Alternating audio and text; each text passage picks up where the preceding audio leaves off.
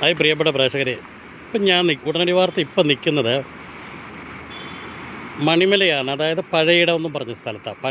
പഴയിടം സ്ഥലം അറിയത്തില്ലാത്ത ഒരു പരിധി വരെ തെക്കൻ കേരളത്തിൽ എല്ലാവർക്കും അറിയാം കേട്ടോ. പഴയിടം പിന്നിലൊരു മൂവാറ്റുപുഴ ഹൈവേ ആണ് ഞാൻ ഈ കാണിക്കുന്നത് കേട്ടോ.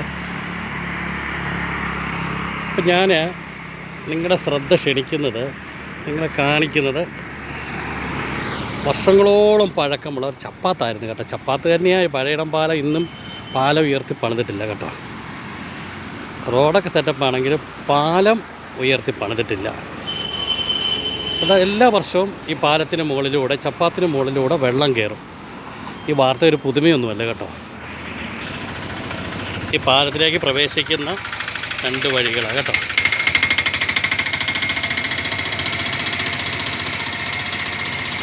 മണിമലയ്ക്ക് ലെഫ്റ്റ് പോയാൽ മണിമലയ്ക്ക് പോയാൽ, റൈറ്റ് പോയാൽ പൊൻകുന്ന.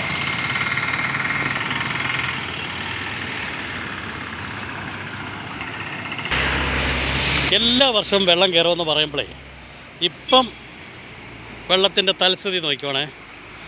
ഇന്നുകൂടി മഴ നല്ല രീതിയിൽ വൈകിട്ട് മഴ പെയ്തു കഴിഞ്ഞാൽ പാലം ചപ്പാത്ത് വെള്ളത്തിനടിയിലാകും കേട്ടോ. ഇപ്പം ഞാൻ ഈ വീഡിയോ എടുക്കുന്ന സമയം 2:45 പോകുന്നു കേട്ടോ.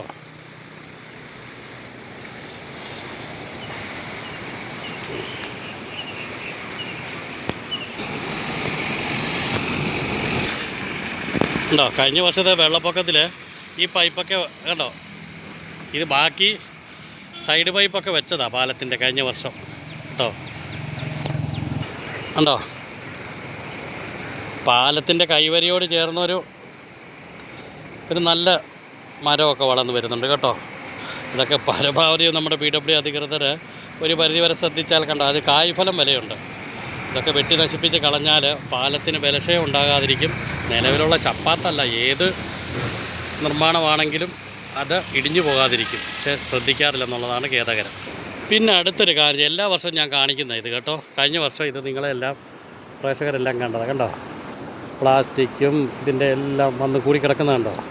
ഇതൊരു പരിധി വരെ പാലത്തിൻ്റെ വിടവുകൾ അടയുകയും അതുമൂലം പാലത്തിന് മുകളിലൂടെ വെള്ളം ഒഴുകാനുള്ള സാധ്യതയുണ്ട്. അതാണ് ഭൂരിഭാഗം ഇവിടെ വെള്ളം ചപ്പാത്തി കയറാനുള്ള സാധ്യത കേട്ടോ. പ്രേക്ഷകരൊന്ന് സൂക്ഷിച്ച് നോക്കിയാൽ കണ്ടോ.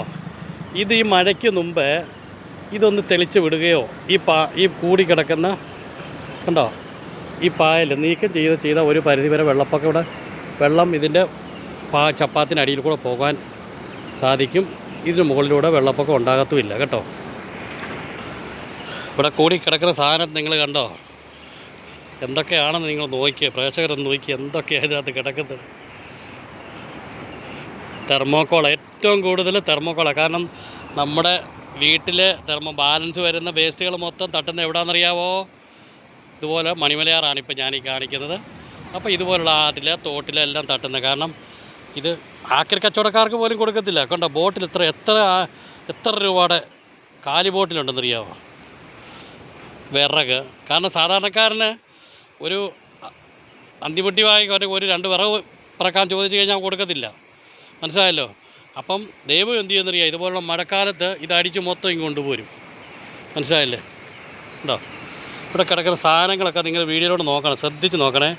പൗഡർ ടിന്നുണ്ട്, എല്ലാ കാലി ബോട്ടിലുകൾ, ഏറ്റവും കൂടുതൽ പ്ലാസ്റ്റിക്, ലെതർ, അതുപോലെ തന്നെ തെർമോക്കോള്, വിറക്. ഇതാകുമ്പം കുഴപ്പമില്ല, ആർക്കും പരാതിയില്ലല്ലോ. ഇത് മുകളിലിരിക്കുന്ന പുള്ളിക്കാരൻ്റെ ഒരു ശക്തമായ മഴ അങ്ങോട്ട് പെയ്ത് കഴിയുമ്പം ആറ്റിൽ നിന്ന് വരെ ശക്തമായ മലവെള്ളപ്പാച്ചിൽ ഒരുമാതിരിപ്പെട്ട സാധനങ്ങളെല്ലാം ഇങ്ങനെ കൊണ്ടുപോരും.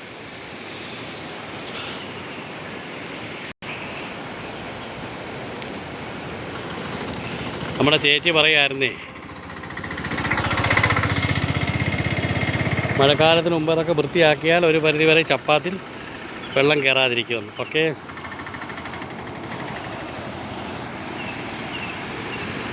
അപ്പോൾ ചപ്പാത്ത് എല്ലാവരും കണ്ടു കേട്ടോ എന്ന് ഞാൻ വിശ്വസിക്കുന്നു. ഇതിനിടയ്ക്ക് വേറെ സംഭവം ഉണ്ടായി കേട്ടോ, അതുകൂടെ നിങ്ങളെ ഞാൻ ഓർമ്മപ്പെടുത്തുക. ആ ഹോട്ടലിലേക്ക്, ബെസ്റ്റ് ഹോട്ടൽ എന്ന് പറഞ്ഞ ഹോട്ടലാണ് ഈ സൂം ചെയ്ത് ഞാൻ കാണിക്കുന്നത്.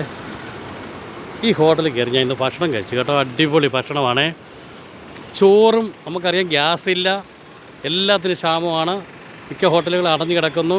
കൂടാതെ കഴുത്തറപ്പൻ രീതിയിൽ ആളുകളോട് പൈസ മേടിക്കുന്ന ഹോട്ടലുകളും നിരവധിയുണ്ട്. പക്ഷേ ബെസ്റ്റ് ഹോട്ടലെന്നും പറഞ്ഞ് ഞാൻ നേരെ കാണുന്നൊരു ഹോട്ടൽ എൻ്റെ മറുവശമാട്ടോ. Best hotel. ഒരു മീൻ വറുത്തതും, അതായത് കിരിയാൻ വറുത്തത് നല്ലതാണ്. ചോറും കൂടെ 110 രൂപയുള്ളൂ കേട്ടോ.